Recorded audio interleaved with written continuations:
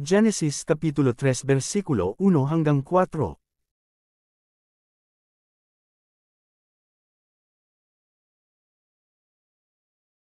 Pero bago tayo magpatuloy, huwag kalimutang mag-follow. Dahil sa pag-follow mo, mas ginaganahan kaming gumawa ng mas marami pang content para sa inyo.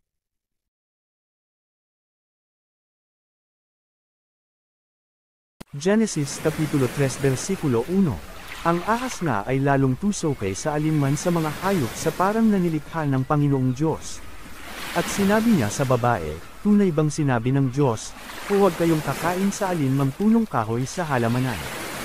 Genesis Kapitulo 3 versikulo 2. At sinabi ng babae sa ahas, sa bunga ng mga punong kahoy sa halamanan ay makakakain kami.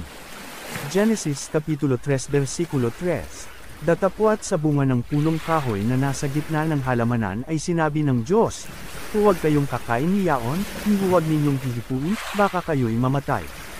Genesis Kapitulo 3 versikulo 4. At sinabi ng ahas sa babae, tunay na hindi kayo mamamatay.